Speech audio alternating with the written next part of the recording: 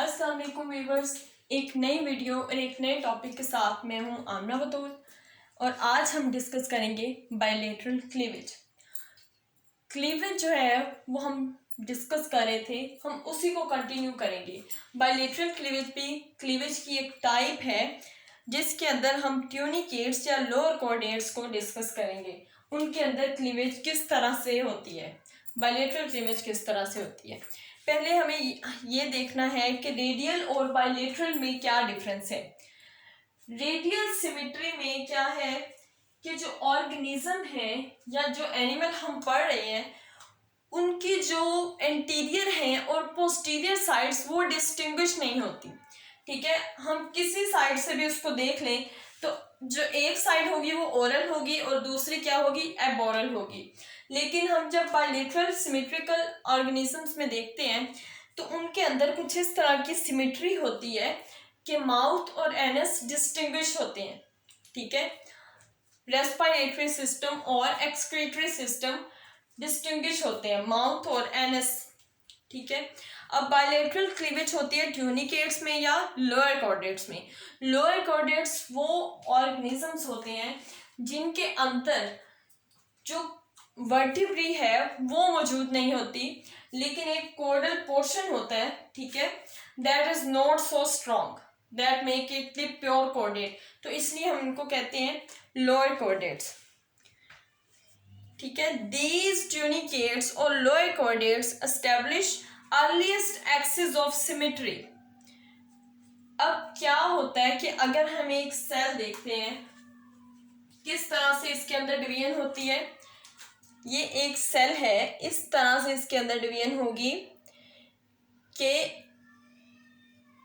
ऐसे। ठीक है, ये इस तरह से डिवीजन होगी कि left hand side of the embryo will be the mirror image of the right hand side of the embryo. ठीक है, जो ये हाफ लेफ्ट एम्ब्रियो होगा वो राइट हैंड साइड के हाफ ऑफ द एम्ब्रियो क्या होगा, मिरर इमेज की तरह से होगा। ठीक है, अगर हम अब देखें कि दूसरी डिवीजन किस तरह से होगी, दूसरी डिवीजन होगी meridionally. Second cleavage is meridional but it is not from the centre of the embryo. ये सेंटर से जो है इसको क्लीव नहीं करेगी। ठीक है, इसकी रीजन हम बाद में देखेंगे कि क्यों इस तरह से होता है। ये जो क्लीवेज है वो सेंटर से नहीं होती। जब ये सेंटर से नहीं होगी तो इसका मतलब जो ब्लास्टोमेयर्स होंगे उनमें भी डिफरेंस होगा, कुछ बड़े होंगे कुछ छोटे होंगे। इस तरह से क्या होता है, दो लार्ज एंटीरियर सेल्स बनते हैं और दो स्मॉल पोस्टीरियर सेल्स बनते हैं। ठीक है, ये एंटीरियर सेल्स हैं और ये पोस्टीरियर सेल्स हमारे पास बन गए हैं। और अगर हम देखें कि एक लार्ज होगा और ये दूसरा होगा स्मॉल सेल, एक लार्ज ब्लास्टोमेयर होगा और दूसरा स्मॉल ब्लास्टोमेयर होगा in the form of A plus A, capital A plus small A and B plus B. ठीक है, अब क्या है कि each side has large and small blastomeres. चार स्मॉल और चार लार्ज जो सेल्स हैं या ब्लास्टोमेयर्स हैं वो मेरीडायगोनली बनेंगे। किस तरह से ये डिवीजन्स होंगी कि अगर 8 सेल से फिर क्या बनेंगे 16 cells, then 32 and then 64 cells, इस तरह से कंटिन्यू रहेंगे। लेकिन क्या है कि एसिमेट्रिकली डिवाइड होंगे। अब हमने वो रीजन पढ़नी है कि क्यों ये जो क्लीवेज है वो सेंटर से नहीं होती, एम्ब्रियो को सेंटर से डिवाइड नहीं करती। ठीक है, that is the reason cap. वो क्या है, कैप है, एक सेंट्रोसोम अट्रैक्टिंग बॉडी है।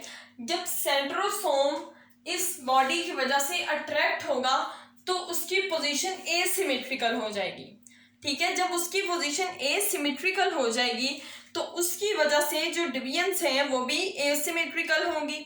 साइटोप्लाज्म में क्या होता है, जो सेंट्रोसोम है वो एसिमेट्रिकली पोजीशन उसकी हो जाती है।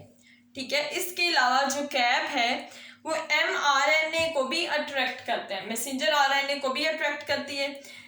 और जो सेल पैटर्न है कि किस तरह से डिवीजन्स होनी है और क्लीवेज, ये भी इसी कैप पर डिपेंड करता है। सेंट्रोसोम अट्रैक्टिंग बॉडी, जब ये अट्रैक्ट करती है, ना ये सेंट्रोसोम को अट्रैक्ट करती है बल्कि ये स्पिंडल फाइबर्स को भी अट्रैक्ट करती है, जिसकी वजह से जो डिवीजन्स होती हैं वो एसिमेट्रिकल हो जाती हैं।